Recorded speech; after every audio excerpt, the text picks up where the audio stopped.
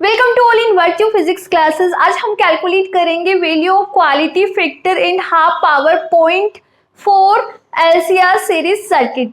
मेरी एक रिक्वेस्ट है स्टूडेंट आपसे, अभी तक आपने इससे पहले वाला प्रीवियस लेक्चर अटेंड नहीं किया है तो पहले आप ये लेक्चर अटेंड करिए, इसके बाद आप इस लेक्चर पर आइए, क्योंकि एलसीआर सीरीज सर्किट के बारे में हम लास्ट लेक्चर के अंदर डिस्कस कर चुके हैं और इस लेक्चर में हमने value of maximum current calculate कर ली थी एट रेजोनेंस कंडीशन।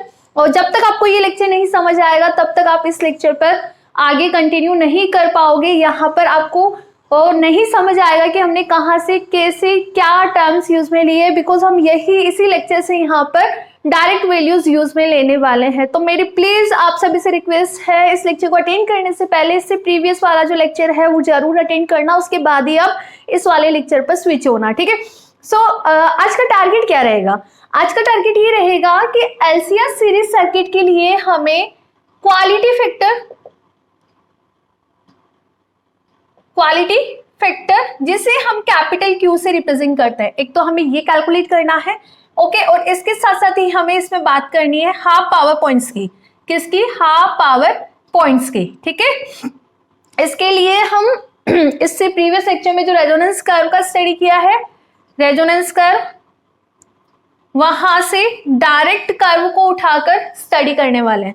तो रेजोनेंस कर्व का कंप्लीट एक्सप्लेनेशन इससे प्रीवियस वाले लेक्चर में आपको मिल जाएगा, ठीक है। तो पहले आप क्वेश्चन देखो कि बेसिकली जो हम स्टडी करने वाले हैं ना आज, उससे क्वेश्चन क्या बनते हैं एग्जाम में। है ये एलसीआर सीरीज सर्किट ही, बट ये आपका सेकेंड पार्ट है। Prove that the bandwidth in LCR series circuit inversely to the quality factor. आपको सबसे पहले क्या प्रूफ करना है, जो हम रेजोनेंस कर्व बनाते हैं, इस रेजोनेंस कर्व में हम हाफ पावर पॉइंट पढ़ेंगे। क्या पढ़ेंगे? हाफ पावर पॉइंट पढ़ेंगे। वहां पर बैंडविड्थ की बात करने वाले हम। किसकी बात करेंगे? बैंडविड्थ की बात करेंगे। तो आपको क्या प्रूफ करना है कि यहाँ पे जो ये बैंडविड्थ आएगा ना, ओमेगा 2 माइनस ओमेगा 1, आपको ये प्रूफ करना है कि ये जो बैंडविड्थ है वो क्वालिटी फैक्टर के इनवर्सली प्रोपोर्शनल होती है, ठीक है। तो first question, prove that the bandwidth in LCR series circuit is inversely proportional to quality factor. Basically again ये आपका 7 से 8 मार्क्स में आएगा, लॉन्ग आंसर टाइप के क्वेश्चन में पूछा जाता है। And the second question is prove that for LCR series circuit Q equal to omega note L by R। It mean आपको वैल्यू ऑफ क्वालिटी फैक्टर निकालनी है। क्या निकालना है आपको? Q यहाँ पर क्या होता है बेटा? क्वालिटी फैक्टर होता है। तो एलसीआर सीरीज सर्किट के लिए आपको कैलकुलेट करना है वैल्यू ऑफ क्वालिटी फैक्टर। तो टारगेट समझ आया, क्वालिटी फैक्टर Q कैलकुलेट करने वाले। एक तो हम किसके लिए? For LCR series resonance circuit. And the second is हम यहीं पे बात करेंगे हाफ पावर पॉइंट्स की, और यही से हम प्रूफ कर देंगे जो क्वालिटी फैक्टर है वो बैंडविड्थ के इनवर्सली प्रोपोर्शनल होता है। क्वेश्चन समझ आ गए तो जल्दी से आप इसी में हेडिंग डाल लीजिए, क्वालिटी फैक्टर। हेडिंग डालो आप इसी में, क्वालिटी फैक्टर। और इससे पहले हमने मैक्सिमम करंट का एक्सप्रेशन कैलकुलेट कर लिया था ना, तो उसको एक बार रिवाइज कर लेना। अपना टॉपिक क्या चल रहा है? एलसीआर सीरीज रेजोनेंट सर्किट, ये अपना टॉपिक चल रहा है ड्राइवन हार्मोनिक ऑसिलेटर में, ओके। सो नाउ इसके लिए हमें सेकंड क्या कैलकुलेट करना है बेटा? Quality factor which is represented by capital Q। So quality factor का क्या फॉर्मूला होता है? 2 pi by T it's multiply by store energy per cycle is divide by power dissipation per cycle. तो आपका टारगेट क्या है? पहले तो आपको ये पावर डिसिपेशन पर साइकिल और स्टोर एनर्जी पर साइकिल पता लगाना है और दोनों की वैल्यू इसके अंदर पुट करनी है, तो आपका क्वालिटी फैक्टर निकल कर आ जाएगा, ठीक है। अब देखो, इसके लिए आपको ये समझना पड़ेगा, हमने एलसीआर सीरीज सर्किट बनाया था क्या लास्ट लेक्चर में? क्या होता है एलसीआर सीरीज सर्किट? जिसके अंदर L, C और R तीनों सीरीज में कनेक्टेड होते हैं। किसके साथ? EMF के साथ। कौन सी EMF? Alternating EMF। और उसकी वैल्यू हमने डिफाइन करी थी E equal to E0 sine omega t. Last lecture में हम इसके बारे में डिस्कस कर चुके हैं, ठीक है। सो बेटा इस सर्किट के अंदर इंडक्टर और कैपेसिटर, ये दोनों तो क्या करते हैं? एनर्जी स्टोर करते हैं। क्या करते हैं? ये एनर्जी स्टोर करते हैं। स्टोर डिवाइसेस है ना ये। कैपेसिटर क्या करता है? चार्जेस को स्टोर करता है। सिमिलरली एल इंडक्टर क्या करता है, ये एनर्जी को स्टोर करता है। तो एल और सी तो क्या करेंगे, यहाँ पे एनर्जी को स्टोर करेंगे, ठीक है। और जो आर है, आर जो रजिस्टर है, यहां पर आपका पावर क्या होगा, डिसिपेशन होगा, पावर डिसिपेशन होगा, ठीक है। अब ये पता लग गया तो वैल्यूज निकाल लेते हैं कि इसकी वैल्यू, पावर डिसिपेशन की वैल्यू कितनी होगी और एनर्जी स्टोर कितना होगा। वैल्यू पुट कर देंगे तो हमारा क्वालिटी फैक्टर निकल कर आ जाएगा, ठीक है। बट यहां पे एक दिक्कत है। क्या दिक्कत है कि देखो, जब हम बात करते हैं एट मैक्सिमम करंट, इसमें जब भी हम बात करेंगे मैक्सिमम करंट की कंडीशन की बात करेंगे, किसकी बात करेंगे, मैक्सिमम करंट की कंडीशन की बात करेंगे। एट मैक्सिमम करंट जब आपका इंडक्टर में एनर्जी स्टोर होता है, जब इंडक्टर के अंदर एनर्जी स्टोर होता है, सुनना अच्छे से क्या बोल रहा हूं मैं, जब इंडक्टर के अंदर एनर्जी स्टोर होता है दैट टाइम कैपेसिटर पे चार्ज जीरो होगा आपका। क्या होगा, कैपेसिटर पे चार्ज जीरो होगा। उसी टाइम कैपेसिटर पे चार्ज जीरो हुआ मतलब यहां पर आपका जो एनर्जी स्टोर है वो कितना आएगा, जीरो आएगा, ठीक है। इसके अपोजिट एक केस तो ये हुआ, इसके अपोजिट दिख रहा है ना आपको यहां तक, इसके अपोजिट यदि मैं बात करूं, सी पर आपका फुल्ली चार्ज है, फुल्ली चार्ज है मतलब एनर्जी स्टोर्ड है, मतलब चार्ज यहां पर है, क्यों यहां पे क्या है, फुल्ली चार्ज है, यहां पे लिखो फुल्ली चार्ज है। मतलब मैं क्या बोल रही हूं बेटा, फुल्ली चार्ज है मतलब यहां पर एनर्जी स्टोर है। दैट टाइम जितना भी चार्ज था वो कैपेसिटर के पास चला गया, तो ऑब्वियस है ना, जो एल है इसके लिए एनर्जी स्टोर जीरो होगा। क्यों, बिकॉज जितना भी चार्ज था वो तो कैपेसिटर सी ने स्टोर कर लिया, तो आई क्या है आपका, that time zero. That time I zero है तो मतलब इंडक्टर के अंदर एनर्जी स्टोर नहीं होगा। तो ये दोनों ही केसेस को यूज में लेके हम क्वालिटी फैक्टर को निकालेंगे। तो फर्स्ट केस में ये वाला यूज में लूंगी, सेकंड केस ये वाला यूज में लूंगी। बात पकड़ आई क्या, मेरा कहने का मतलब ये है, एलसीआर सर्किट हमने ड्रॉ कर दिया, ठीक है। एल और सी तो एनर्जी स्टोर का काम करती है और आर पर पावर डिसिपिएशन होता है। अब इनकी वैल्यूज कैसे कैलकुलेट करें, जब हम बात करते हैं एट द मैक्सिमम करंट की कंडीशन, लास्ट लेक्चर में हम डिस्कस कर चुके हैं, ठीक है। मैक्सिमम करंट की कंडीशन की हम बात करें, दैट टाइम यदि एल के पास एनर्जी है, एल यदि एनर्जी को स्टोर कर लेता है, जितनी भी एनर्जी है उसको एल स्टोर कर लेता है, इंडक्टर स्टोर कर लेता है, तो कैपेसिटर के पास दैट टाइम चार्ज क्या होगा, जीरो। इट मीन यहाँ पर जो एनर्जी स्टोर होगी वो कितनी होगी, जीरो होगी। पावर डिसिपेशन की बात नहीं कर रही मैं, केवल एनर्जी स्टोर की बात कर रही हूँ। सेकेंड केस क्या हो सकता है कि जितना भी चार्ज है वो कैपेसिटर ने स्टोर कर लिया। अब जितना भी चार्ज कैपेसिटर स्टोर कर लिया तो इट मीन इंडक्टर पर एनर्जी स्टोरेज कितना हो गया, जीरो हो गया। तो दोनों ही टाइम में पावर डिसिपेशन तो वही आर पर हो रहा है, तो एक ही वैल्यू रहेगी। ये दोनों केसेस यूज में लेके हम क्वालिटी फैक्टर कैलकुलेट कर लेते हैं। सो फर्स्ट आप इसको भी लिख लो, चलो लिख लो, इन LCR series circuit, LCR series circuit, energy is stored at inductor L and C, power is dissipated at register capital R, ठीक है। It maximum current if energy is store in inductor that instant time charge on capacitor is zero. So energy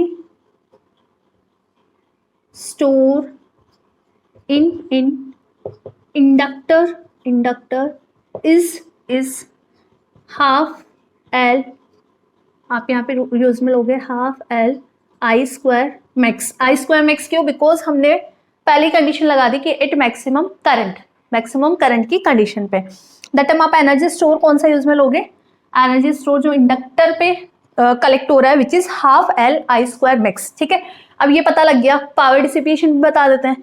power dissipation and power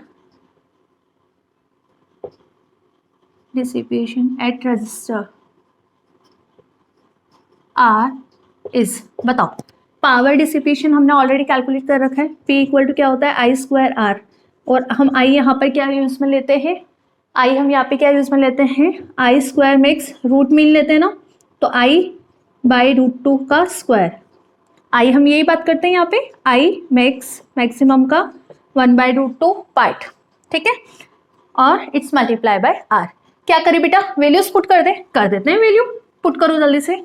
Q equal to 2π/T, it's multiply by store energy per cycle, कितना आ रहा है, half L I square max, it's divide by power dissipation which is I square max, square कर दो, root 2 का square करूंगी तो कितना आएगा 2, तो इसको 2 को मैं ऊपर लेकर जा रही हूँ, इट्स मल्टीप्लाई बाय आर। तो जो वैल्यू कैंसिल हो रही है कैंसिल कर दो, तो Q इक्वल टू 2π/T, क्या मैं इसको ओमेगा नोट लिख सकती हूँ, ठीक है, 2 से 2 कैंसिल, आई स्क्वायर मैक्स से I square max cancel, and the remaining value will be omega note L by R. बताओ आया नहीं आया, L बाय आर आपका रिमेनिंग टर्म है, बाकी जो टर्म्स थी वो कैंसिल आउट हो गई। This is value of quality factor, this is equation number 1। ये कब, जब आपका मैक्सिमम करंट की कंडीशन पे एनर्जी कहाँ स्टोर है, इंडक्टर पे स्टोर है। सो नाउ अब हम इसका अपोजिट सेकंड केस भी उसमें ले लेते हैं। सेकंड केस क्या था, now energy store in capacitor, यानी हम क्या बोलेंगे, जो चार्ज है वो कहाँ है, स्टोर है, सी पर चार्ज स्टोर है। Now the energy is store, now the energy is stored in the capacitor, that time current will be zero, and energy stored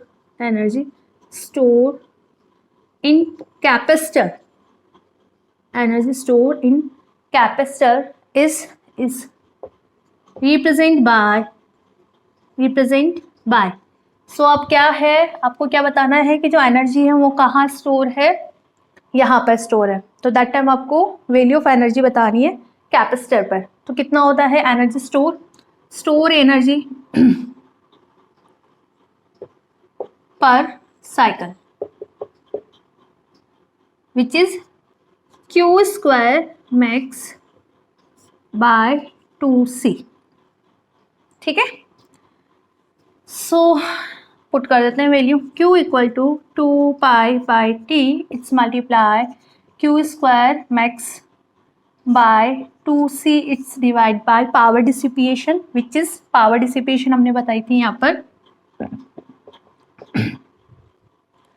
RI square, और इसको हमने लिखा था I square max is divide bye 2, लिखा था ना, root mean square value हमने यहाँ पे यूज में ली थी। सो आपका वैल्यू हो गया RI स्क्वायर मैक्स बाय 2, ठीक है। So now if we simplify this, तो आपके पास Q कितना आ रहा है 2π/T, इट्स मल्टीप्लाई बाय, आपके पास वैल्यू कितनी आ रही है बेटा, लिख लो इसको, Q square max, it's multiply by 2, it's divide by 2CRI square max, clear है।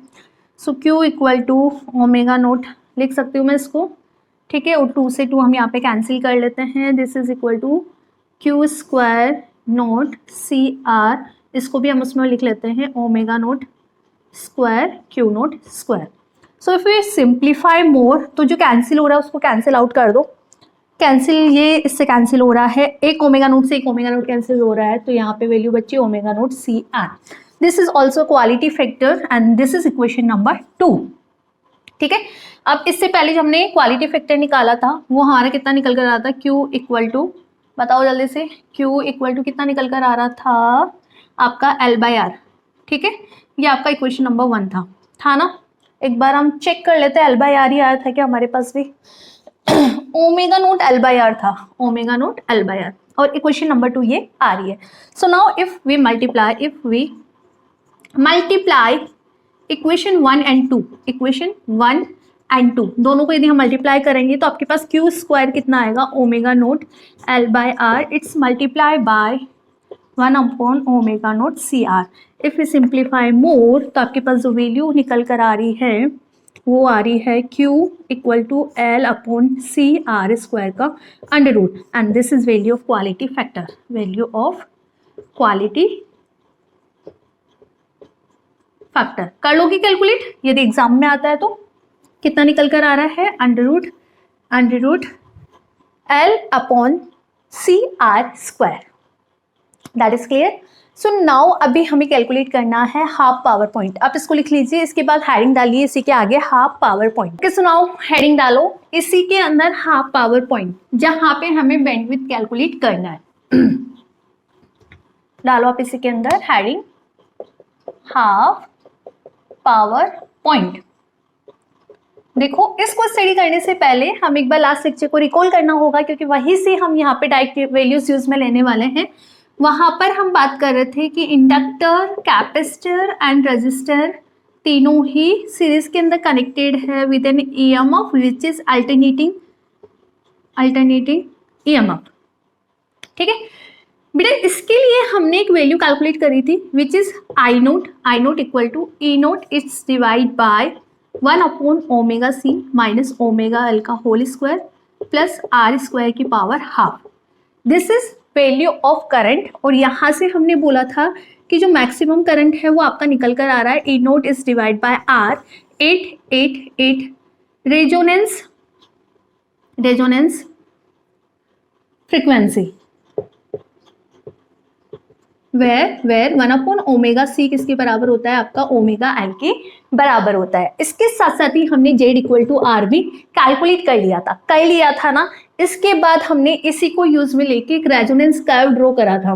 रेजोनेंस कर्व क्या था आपका, कि हम ड्रॉ कर रहे थे कर्व किस किस के बीच में, आई एंड ओमेगा के बीच में एंड जेड एंड ओमेगा के बीच में करा था ना हमने लास्ट लेक्चर के अंदर। ठीक है, तो रिजल्ट यदि आपको याद हो तो आपका कर्व इस तरह से आ रहा था कि एक ओमेगा की वैल्यू जिसे हम रेजोनेंस फ्रीक्वेंसी बोलते हैं, वहां पे आई की वैल्यू आपके पास कितना आ रहा था बेटा, मैक्सिमम आ रहा था।